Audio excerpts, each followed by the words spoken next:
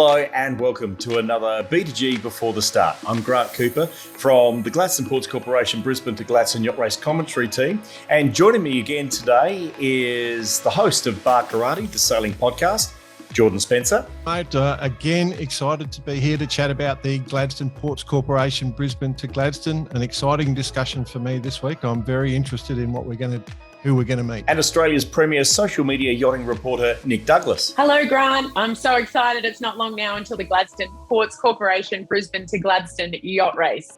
Even though one of our guests today is an accomplished ocean racer and is also very active off the water, volunteering in a few committees at Royal Queensland Yacht Squadron, the other, has been dragged into sailing only 5 years ago and self-identifies as still learning the ropes.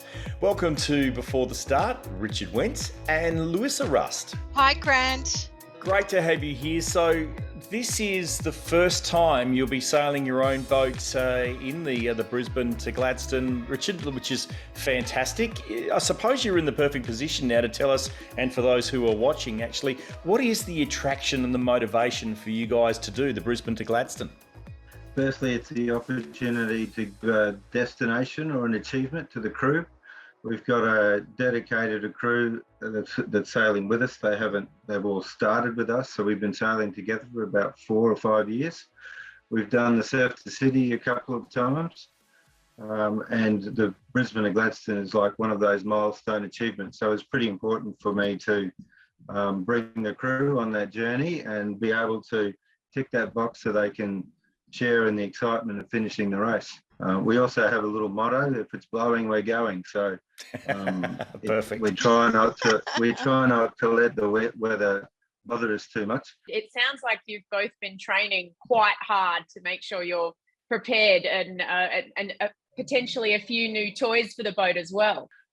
We've got a new storm jib and a trysail, which is a requirement of the rules to participate in the Category 3 race or above. We've purchased a new staysail for the boat.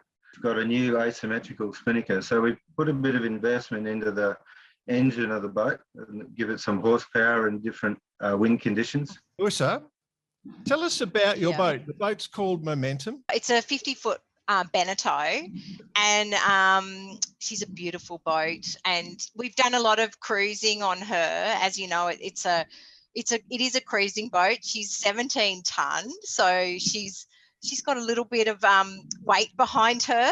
But obviously with that kind of boat, fabulous for cruising, but also for racing as well. And I think for Richard and for the crew and for me as well, we love getting out racing on the boat and really pushing the performance of it, because people are a little bit skeptical sometimes as to how she can go. Richard, you have a bit of a love-hate relationship with ocean racing and specifically the Sydney to Hobart. I mean, you've started the race 3 times, but unfortunately never finished. But there was a moment there that you were washed overboard in the 1998 race. Could you relive that for us for a moment? Well, if I have to. You're right, Grant. It is a bit of a love-hate relationship. I hope that I get to do it one more time with this boat. This time I'll finally finish it. It was 99 was a year where I came off the boat. We were sailing down across Bass Strait. We're 100 miles off St Helens, pretty much in the middle of nowhere. We did have a storm front coming through. A southerly buster had just come through the strait, which has pushed us out a bit. We're in about 55 knots of breeze at the time, and I think probably about 15 metre seas.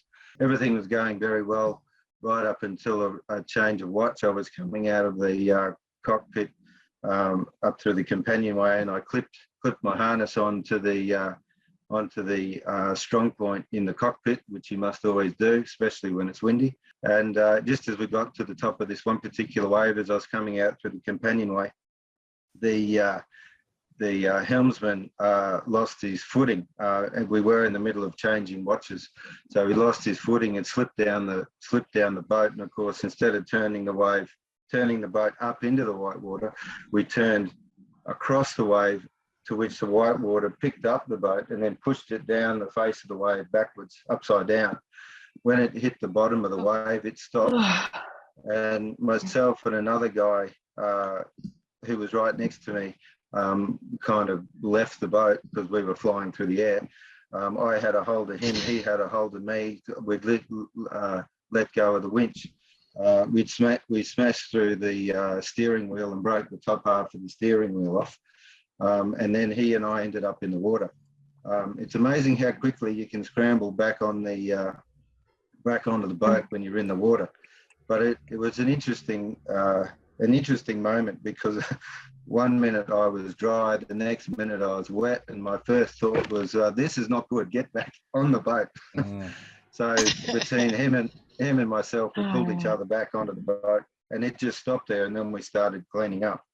Down below, we had one guy who'd flown across the boat, and he broke a rib because, of course, he landed on top of the stove. Another guy was having a little bit of had a lot of pain in his chest, so he was. Anyway, we retired from that race as well. We ended up going back into St Helens. So, Luisa, do you actually remember your first night going offshore? I will never forget it, actually. Richard and I set off to both of us, so sailing the Beneteau up to Mooloolaba because we were the kids were getting driven up. I think it was about 30 knots, Richard, and you did say to me, "Look, do you really want to go?" 20 to 25 from the south. So we had a bit of pressure on. It was good. Nice sailing conditions. Yeah. If it blows, you go. So Richard... That's right, exactly. But Richard gave me the job because, I was learning about sailing and I was just starting out. And he said, "You can be the navigator." Yeah, but I wasn't really confident with my coordinates. So Richard was getting a little bit agitated with that. And so then all of a sudden we had a jibe, didn't we, Richard? And it was the first time an unexpected jibe. I don't know what you call it in sailing terms. Involuntary. Involuntary.